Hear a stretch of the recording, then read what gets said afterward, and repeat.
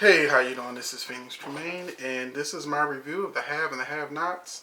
Um, and I'm gonna try to keep this a short review because this video is a couple of days late because I was so bored with the Have and Have-Nots that I couldn't stay focused and I kept doing other shit. And then finally, I just made myself watch the rest of the episode. So here I am on Friday doing my Have and Have-Nots review. And I'm doing my other reviews today too. So, but first, if you haven't subscribed to me, please do so. If you have subscribed to me, thank you very much. I really appreciate it, and I will continue to try and give you, more videos for you to enjoy. My next one I'm about to do is Deadpool because I saw Deadpool this morning. It's a very good movie. But you're here for the Have and Have-Nots. Now, my first note here is dumbass Hannah. Because you may not know this, I was a fireman. So you as a fireman, you also got to be a paramedic. So I'm like, why didn't she call 911? So, that being overly dramatic with her literally picking the boy up and running to the hospital when she was only halfway there in a cab. So she gets the boy to the hospital and finds out that not only does he have lupus, but he has asthma too. And living in a hotel and doing the different things she did could have killed him. So I really didn't like Hannah as the mother. Candace isn't much better. But I just feel like Hannah's a hypocrite. And I never liked the character. And she hasn't done anything to make me like her.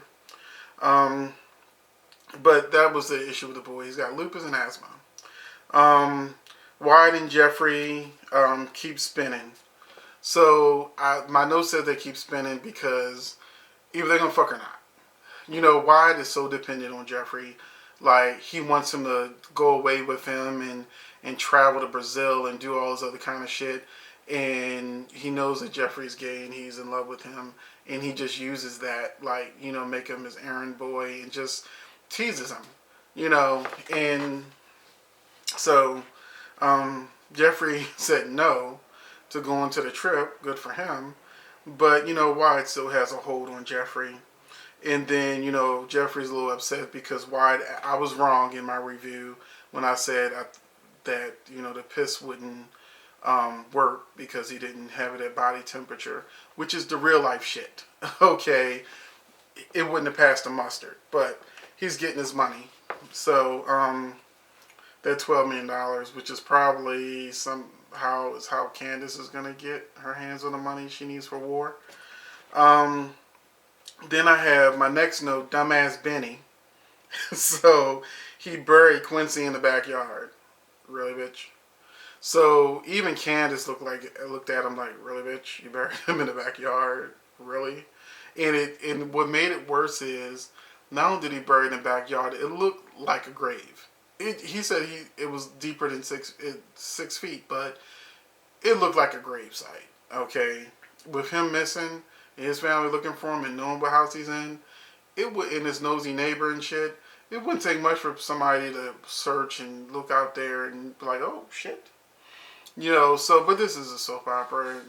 It'll all work out the way it's supposed to work out so that the main characters don't get locked up or killed. Something will happen. There'll be a twist here or there. But I put dumbass Benny for that. Honestly, if you're going to be gangster, be gangster. He should have cut Quincy up and put him in a container that was smaller and took him out that way and disposed of the body away from the house. That is what was supposed to happen. And then we got David and Veronica saying, tell me where you live, because, there's people trying to kill her. But what I don't understand about Tyler Perry's people's writing of the Have and Have-Nots is that all Dave has to say is, Jim has a hitman out for you. I need to know where you live so I can get the hit off of you. But of course he doesn't tell her there's a hit on her. Instead, he just keeps saying, tell me, like she really does what the fuck he says. And then, so she starts telling him about having sex with her man in her house and her man lives with her and all that kind of shit. And then as David is leaving, she's like, don't leave, don't leave. You were just describing your sex acts with another man to your husband, but then you're going to start in a low voice going, don't leave, don't leave. Bitch, what kind of writing is that?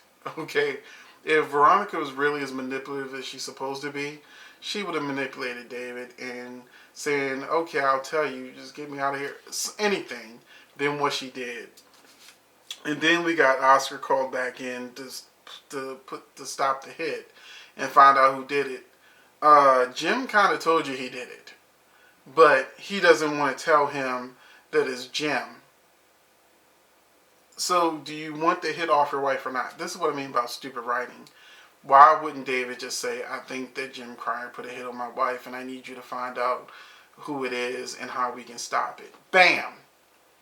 That's all that needs to happen. But for some reason, the writers didn't just write that. And then I said, my next note is Dialogue from Hell. All this stop and go shit. Like, it's like they think the people who watch the Have and Have Nots are stupid. So they talk down to us. And they talk slow. Like we won't understand if they talk regular. And motherfuckers, we watch Scandal. Do you know how fast they talk on fucking Scandal? Okay, we're not stupid people. Okay, we watch other soaps, Young and the Restless. Well, can't say One Life to Live, but General Hospital, Dynasty, whatever. We watch soaps. They don't talk slow like we didn't graduate high school or something. The fuck. And then I have Candace ask Benny to sue the Cryers because she lets him know that Wyatt still want to hit him. And he pretty much says he's done with her, but we know he's going to sue. But War don't want that money anyway. So War wants his money, his 7-day money. So he tells Candace he's not going to wait. So now Candace is back to trying to figure out a way to get him his $1 million or whatever in 7 days. And then War is as bad as Quincy. So Quincy got killed off, and now War is just as bad. So he asks Candace what she did, and she said she took a shower, and he's like, well, you about to take another one so I can watch. So he's pretty much raping Candace till he gets his money, or he's going to rape her till he kills her. Horrible writing. Especially since Candace will be a bad bitch. Why didn't this bad bitch pull out a gun and shoot War in the head and kill him and get it over with and put him next to Quincy? That's why I say the writing sucks. You know, Candace goes from being a bad bitch to not knowing fuck to do with life. And then David finally fucks Maggie. Good for him. You know, because every episode I always say, this is how David's being a pussy today. Okay, and David's still being a pussy throughout the episode because he won't tell nobody what's going on so that he can get shit fixed. And then after he fucks Maggie, he's like apologizing for the shit. So like, god damn. And the actual sex scene with Maggie was hot. You know, the actor playing David, I don't remember his name, but the actor playing David, he's in shape, he's good looking, he was very aggressive in bed. You know, Maggie looked like she was having a lot of fun. So much fun that even before he pulled his pants down, she's moaning and groaning. The motherfucker he pulled his dick out.